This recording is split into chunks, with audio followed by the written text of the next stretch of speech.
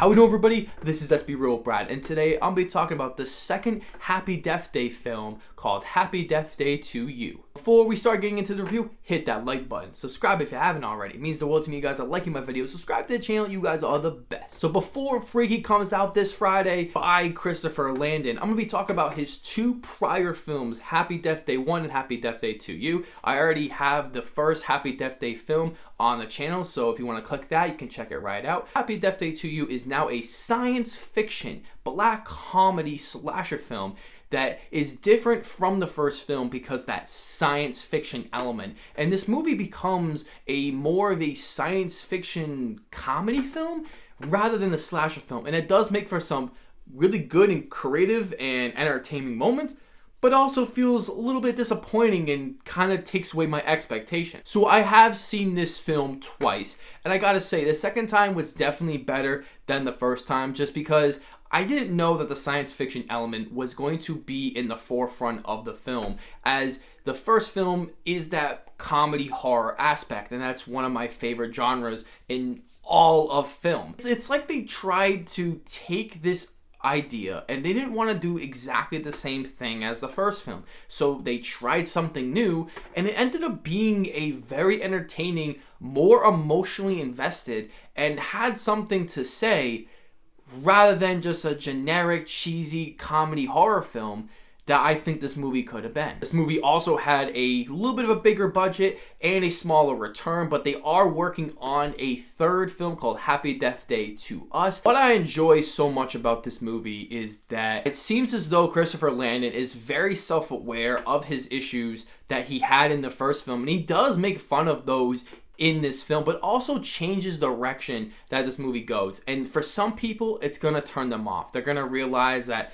it's not the same film that they were thinking it was, and so then they just like, whatever, it's not a horror movie. And at first I was like that, but then the second time I watched it and noticed that they really do develop the characters a lot better in this movie. They expand on the universe. They actually add to, okay, this is what was actually happening the entire time in the first one. Jessica Rothe kills it again. She is what makes these first two films good as they are. It is extremely entertaining. It is so much fun, and she just goes all out in this film. As the way her character is put in this movie, she's just insane, and they let her do whatever she wants throughout this entire film, and I think that's what makes it so much funny.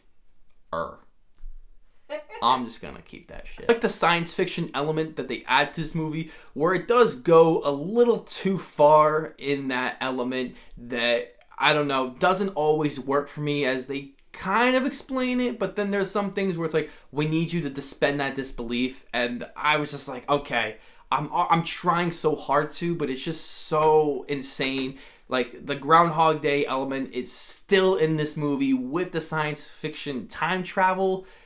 It definitely hurts your head, but you're not supposed to think too deep into that, because then you'll truly rip this movie apart. I still think the comedy still works well like the first film. I think there's some jokes that are done better, but there are some jokes that just completely miss rather than the first film. So yes, the first film is a little bit more funny, but I think this movie is still pretty close to that, and it still makes for a more enjoyable and entertaining time. The movie becomes extremely meta. Some people might not like that aspect, but for me, knowing how crazy and weird this concept is, being so meta about it and just saying, yeah, this is completely stupid, even though you're doing more stupid stuff, is a little hypocritical.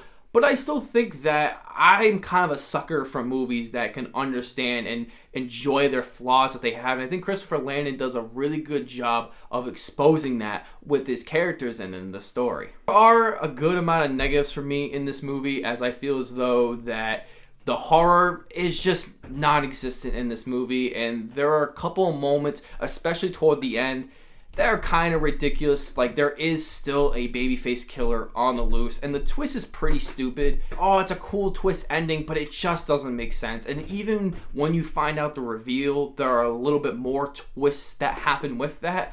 I found it so stupid. Like, why couldn't this be done in a certain way? Like, why did they have to add this conflict? It's like they didn't know what to do with that, and they had to keep that horror element to keep the fans back in to see this movie. And so I think they should have just almost completely gone away with it, or just bring it in more, and I think I would have enjoyed that aspect way better. Some of the acting isn't all that great. You pretty much have the same characters, the same actors from that first film. Cinematography and music, again, are still very bland. It still has that Blumhouse college horror movie-esque that just doesn't have anything stylistic going on. It's extremely bright. It has this glossy look that, I don't know, I just wasn't too impressed with. Direction, editing are solid in this movie. Christopher Landon does a good job behind the camera, making these scenes solid as they can be. Also, not a negative, I forgot to mention that there's a lot more emotional scenes in here, and it has something to say about changing your life, and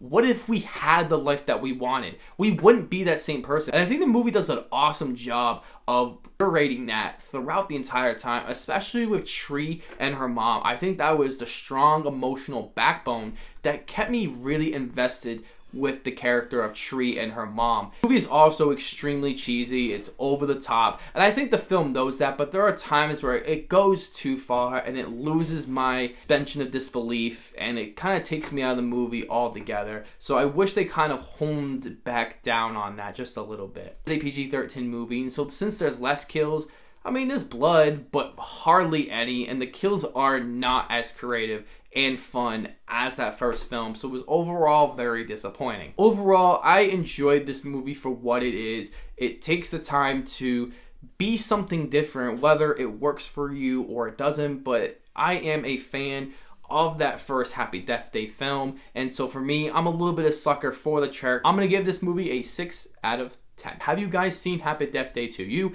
Have you seen the first Happy Death Day? And are you seeing Freaky this weekend? I gotta know all that down below. And as always, see you guys in the next video.